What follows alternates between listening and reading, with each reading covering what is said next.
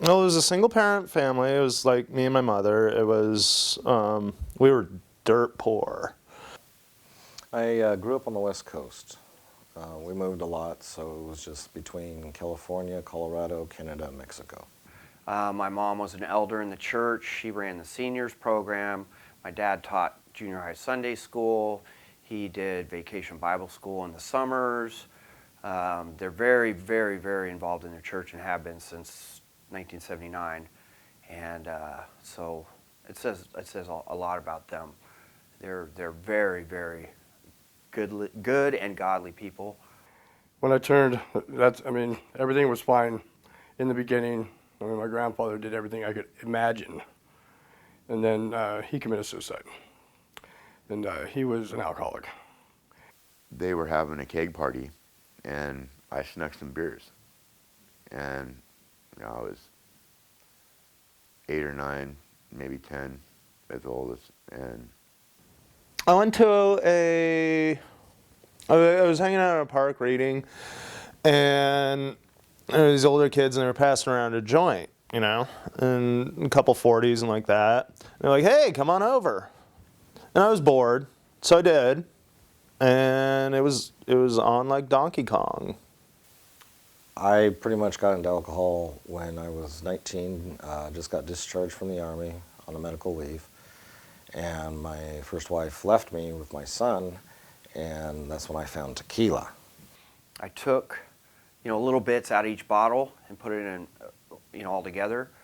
And we went to a hotel in Danville and sat up on the balcony there and drank it. Things were okay then, being raised by my mother. We got along real well till I got to the age of 13. And was in 7th grade, and that's when she introduced me to marijuana. I was living under the bypass between the freeways, right along the river where also where the trains go in their north, south, east, west directions.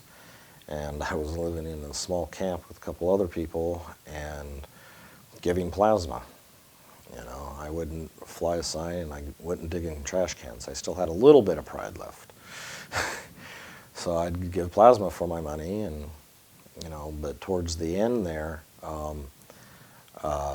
people respected me, and so I was kind of in charge of our camp, and people were bringing me drugs, bringing me booze, and after a while I didn't even have to go out anymore.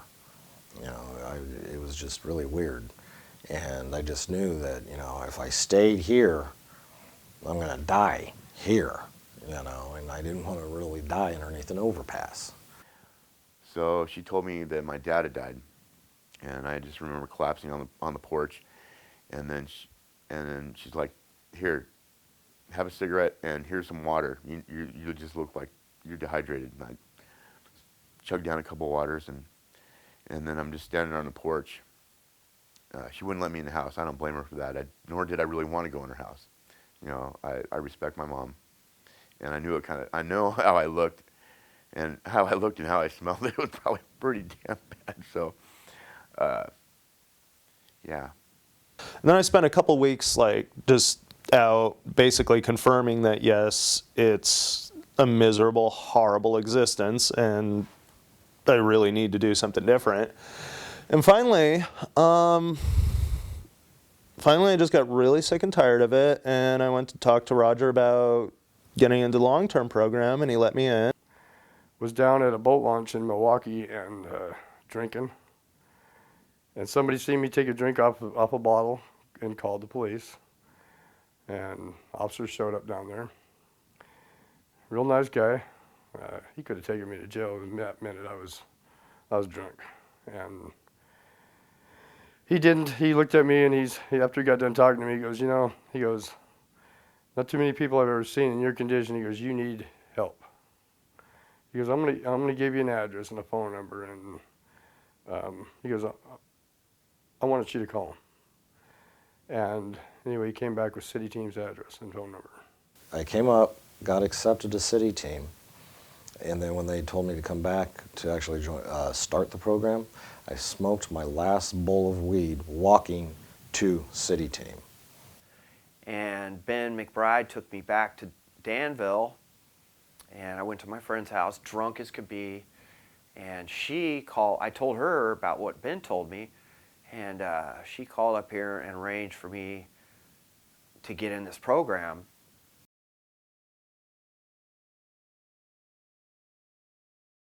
2-3 weeks into it, I went to bed one night and I was just kind of like thinking over the day, and I realized that I hadn't once thought about drinking or using for that entire day. You know, and it was the first time that it happened in like 20 years. Actually, it's the morning Bible studies. I like those. Well, it gives us, we have to read the Bible, and the Lord speaks to me almost every time, especially if I'm having issues. He is, you know, all of a sudden that Bible study is like, oh yeah, I get it now, Lord. Thanks for talking to me.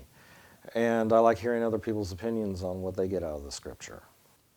I got to say, being in this program here now 7 months, and I mean, I haven't felt this right here, what I'm feeling today, since I was 13.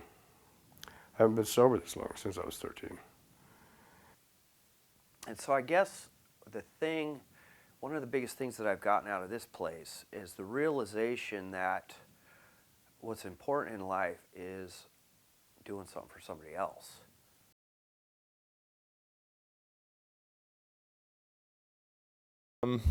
What I do is I work the service counter at the Mac store, and it's troubleshooting people's Macs, getting them checked in for repair, that kind of thing.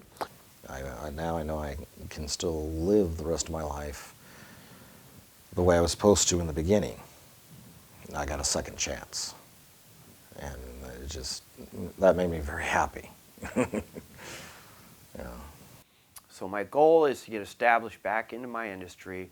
My goal is to continue working my program of recovery, because without that I don't have anything. My goal is to have reconciliation with my immediate family, my ex-wife and my daughter. Things are great with my extended family, my parents. That's been given back to me. And on Christmas, I got to go and spend it with both of my daughters and both of my granddaughters and my son-in-law at their house before the kids got up for Christmas.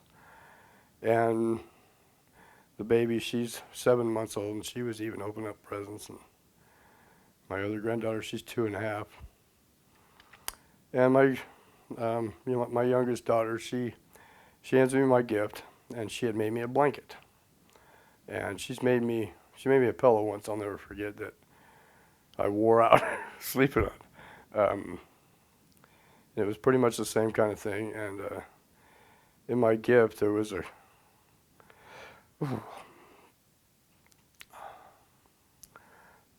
she wrote a letter to me instead of a card, Christmas card, and she folded it up in a little heart, and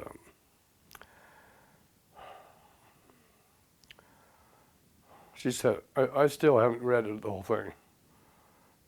I got 3/4 of the way through it, and it was like, all I could do is put my arms around her. Because she said everything that I've been praying to God that she'd say to me.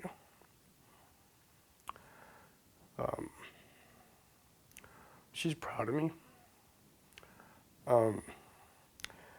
She's proud and to see that I'm doing good in my program, and that she's got she knows that someday when I'm done, I'm going to be able to be that father figure for her again, and how much she loves me, and glad I woke up.